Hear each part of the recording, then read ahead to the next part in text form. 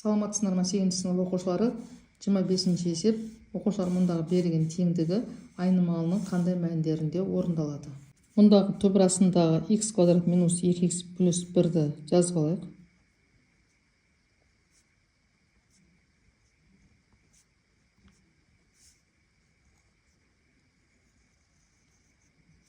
Бұл бізде оқушылар қысқаша көбейту формуласына түседі, яғни екі өрнектің айырымның квадраты деген формулаға түседі. Оқушылар мұнда бізде минус екен, мінекей минус. Енді осыны екі өрнектің айырымның квадраты деген формулаға түсіреміз, яғни x минус 1-дің квадраты болады. Ол ашылады, мінекей бірінші өрнектің квадраты минус 2 еселенген бірінші және екінші өрнектің көбейтіндісі қосылған бірінші өрнектің квадраты болып. Осыған түбір берейік. Енді мұндағы квадрат пен түбір қысқарып кетеді. Мына өрнекті біз модульдеп шығарайық. Сонда тең болады x азайтылған 1-ге. Енді осыдан мынаны өз алдына теңдеу деп алатын болсақ, сонда бізде x үлкен болады екен 1-ден. Бізде x 1-ден үлкен болған жағдайда мына екі теңдік бір-біріне тең болады. Екінші есеп оқулықта берілген екен. Енді үшінші есепті түсіндіріп өтейін. y-тің 4 дәрежесі қосылған 4y квадрат. Қосылған 4. Бұл да қысқаша көбейту формуласына түседі, яғни екі өрнектің қосындысының квадраты деген формулаға түседі. Сонда y квадрат қосылған 2-ның квадраты деген формулаға түседі. Оны оқушылар мұнда біз екі шетін квадрат саламыз. Мұндағы квадрат пен түбір қысқарады.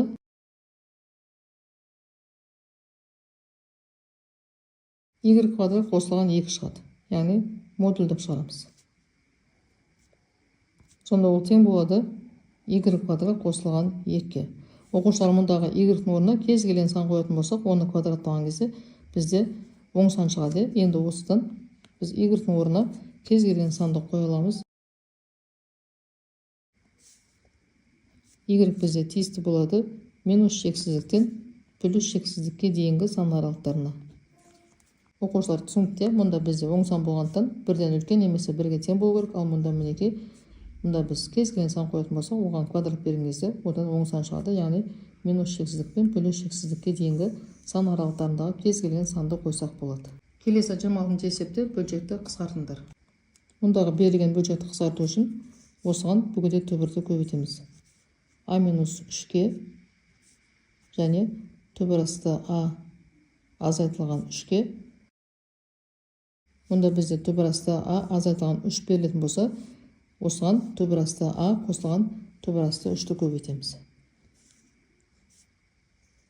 Алымына да бөліміне де дәл сол өрнекті көбейтеміз.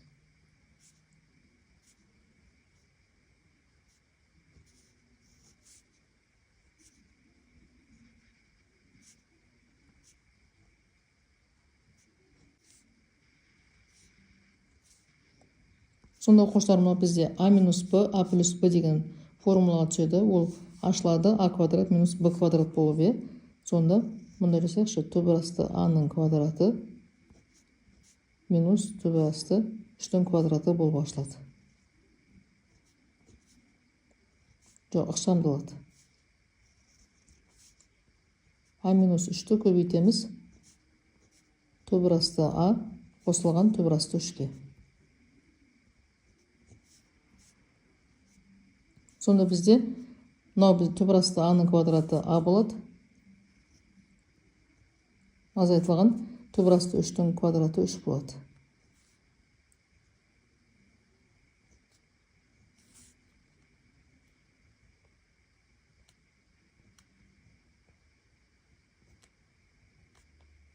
Сонда мінекей А азайтылған 3 пен А азайтылған 3 толығымен қысқарады. Бізде қалады түбірастында А қосылған 3. Яғни түбірастында 3 қалады. Мінекей осылай қысқартылып осы түрге келеді. Енді мұнда да дәл сондай бүгінде түбіріне көбейтеміз. 2x азайтылған 5-ке көбейтеміз Мұнда бізде 2х қосылған 5 болатын болса, көбейтеміз 2х азайтылған 5-ке. Түбірасты 2х азайтылған түбірасты 5-ке көбейтеміз.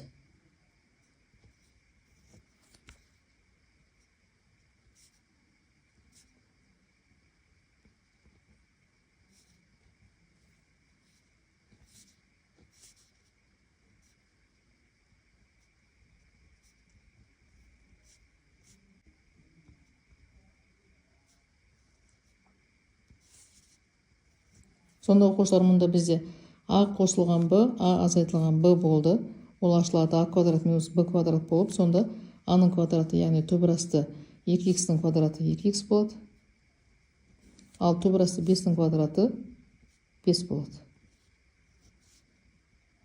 Мұнда 2х азайтылған 5-ның өзін жазамыз. Мынаны табылай толығымен жақшаға алайық. Оған көбейтеміз 2х азайтылған түбірасты 5-ті.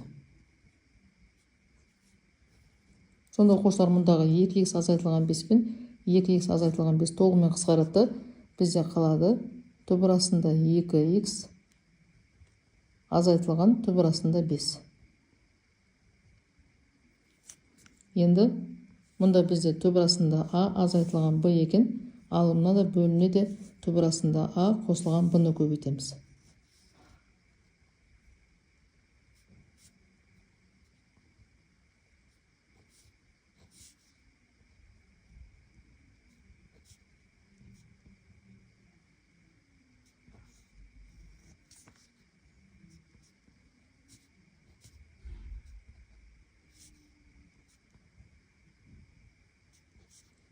Енді түбірасында а азайтылған түбірасында б, түбірасында а қосылған түбірасында б, яғни а минус б, а плюс б деген формулаға түседі. Ол ашылады, яғни ықшамдалады а квадрат минус б квадрат болып, сонда түбірасты а-ны квадраттайтын болсақ а болады, ал түбірасындағы б-ны квадраттасақ б болады.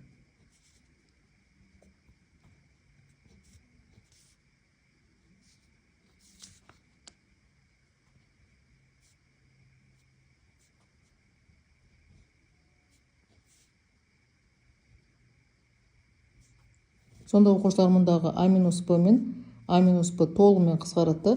Бізде қалады түбірасында а қосылған түбірасында б. Мінекей осылай ықшамдалады. Оқушылар, түсінбеген сұрақтарың болса, пікірге жазып сұрасаңдар, міндетті түрде жауап беретін боламын. Каналға жазылыңдар, лайк басып, жеке өздерінің пікірлеріңді қалдыруды ұмытпаңдар. Сау болыңдар.